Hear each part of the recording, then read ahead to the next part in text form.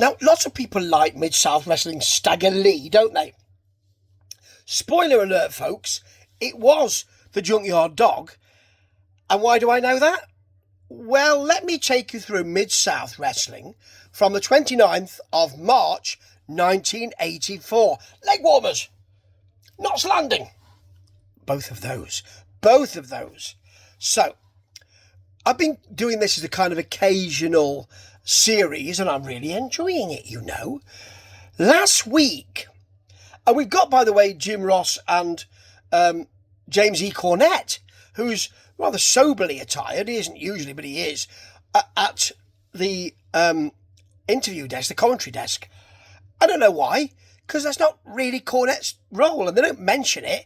We do see Cornette being thrown into the cake, and Bill Watts being attacked by the Midnight Express in subsequent weeks. That's the big storyline here.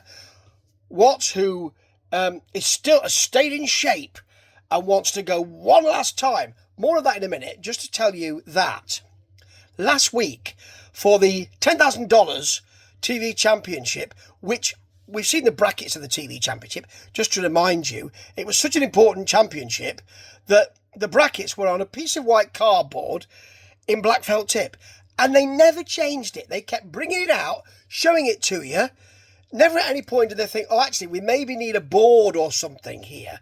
Maybe we need some velvet, maybe some Velcro to put them in or something like that, or maybe some pins. No, a piece of white cardboard with nothing behind it and some black felt tip. So it's not even as if, it doesn't even look like they've got a ruler to draw the bit odd. And last week we had the final, which was Butch Reed versus Terry Taylor, and they didn't show us the ending because they ran out of time.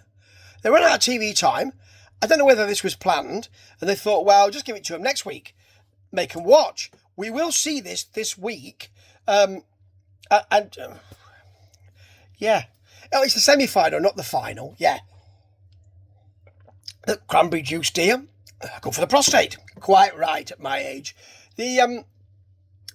The final will be the winner of that match versus Khrushchev, because of course that's Barry Darsow, Khrushchev Darsow, and we've got the Russians in, with Nikita Koloff, is Nikita Koloff in this, or is it? No, I don't think he is. I think he's in Mid-Atlantic. So I'm watching so much, I get confused. We have got Nikolai Volkov, that's right, and Khrushchev in this. It's the Russians. They don't, how dare they come to the USA and start beating our wrestlers up? Well, they're doing it. So it's that kind of heel thing. Anyway, back to the main storyline, which is Bill Watts, who, you see, that's the thing, he owns the promotion and he's heavily involved in the on-air content, which I'm never really all that sure about. So, I mean, it worked with McMahon. I've just finished reading Eric Bischoff's book, Controversy Creates Cash. Never read it before. It's all right. I'll review it at some point, probably. I've got some problems with it. And I never really thought he was all that good as an on-air talent. I thought that Vince was. I thought that Bischoff, finding my inner heel. Yeah, not really sure. That kind of arrogant, snarky thing. A little goes a long way, doesn't it? Anyway, Bill Watts is not. It's kind of like, I'm still very strong. And it's almost as if he's saying to us, well, I still am, aren't I? I still am, aren't I? I still want to fight. It's that kind of thing. So he needs one last go at the Midnight Express. And he needs a tag team partner. So where does he go? He goes to see JYD, Junkyard Dog. Diddle-dum-dum-dum. That will be his theme music for this promotion.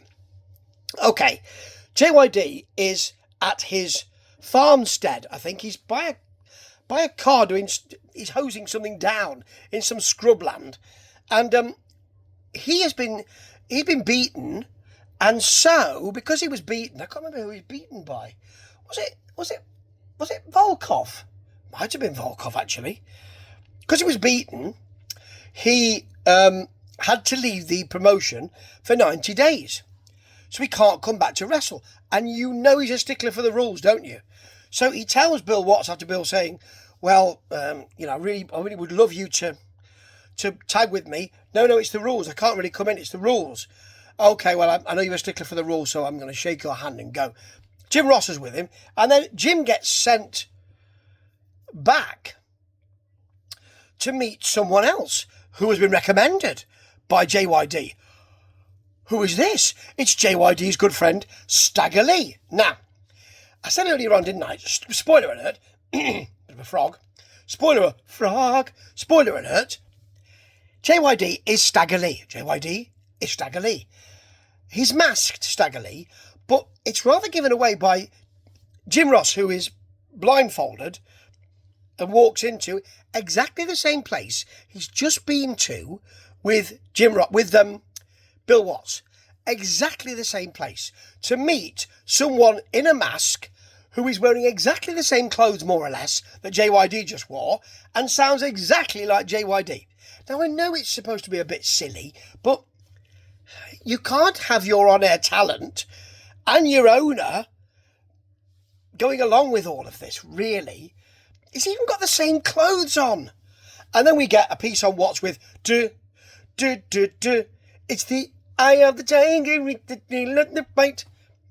When you're an older promoter and you want to last go in front of all of the fans, and you're going to team up with Stagger Lee, who's really JYD, etc., etc. Now, there's your big angle. That's it. More frogging. That's it. So better than dogging, I would say. But anyway, Wrestling 2, that's who beat JYD. That's right. He is the champion.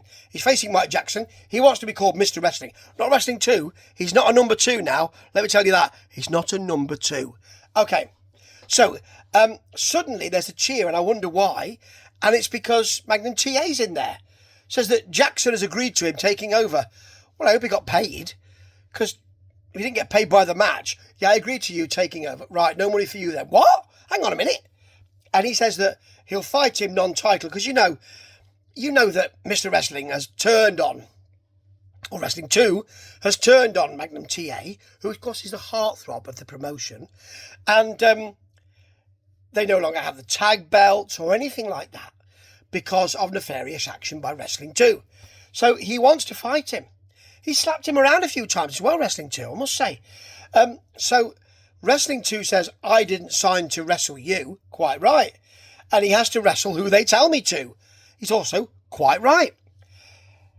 Of course, Magnum TA calls him a coward, slaps him twice. Wrestling 2, or Mr. Wrestling if you like, just leaves because he does have to fight who they tell him to. Magnum, you know this.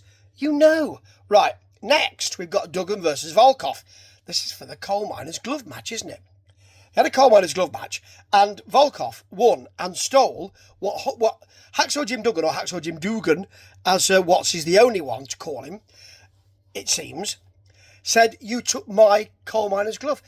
And I didn't know that Hacksaw Jim Duggan had a coal miner's glove. Did he own one? But clearly it is his coal miner's glove, and he wants it back. Now, Volkov attacks immediately, of course. They trade shots.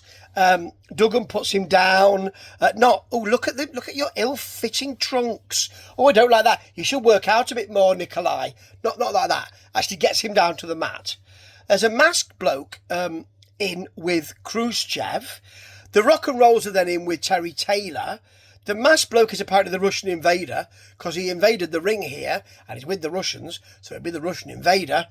And then Reed and Taylor fight into the floor and fight on the floor, should I say. And Reed is sent into the steel post. Yes. So Reed and Taylor will be next. And they're being a bit naughty. Now, I think that last week they just didn't have time to show us the ending of it. But this week, Taylor's ready for Reed. He's not there. He comes out with his arm in a sling. Says he wants the match. Next week, Boyd Pierce tells him the rules. And if he doesn't fight, he has to forfeit. I don't think that's ever been in the rules. That's been mentioned week after week. I don't think it's ever been in the rules that if you don't fight, then you have to forfeit your match and you don't keep going. I don't think that's in the rules at all. But anyway, he isn't injured. He's got the coal miner's glove. And he wallops Terry Taylor. So there's no DQ apparently here. The rock and rolls are out then. And then word comes down that Butch Reed has been expelled from the tournament. So Taylor's in the final. It's a really dodgy way to go about it. Okay, it's a DQ, but I mean, first of all, you've got Butch Reed having to fight, because if you forfeit this match, then you're no longer in the tournament. That's not in the rules. And then you got a DQ, so you've been expelled from the tournament. That's not in the rules either. Anyway, we finished with Masao Ito versus Larry Santana. We should have finished with that match, with the semi-final match, because it's a very easy match. He is apparently literally demolishing Larry Santana. I don't think he is. I don't think he's literally demolishing him. He hits some karate kicks and a chop for the pin with incredible ease. And then we see the Bill Watts promo. Do. We saw it before. It wasn't good then. Here it is again to end the show. Ho, ho, ho. It's not ho, ho, ho.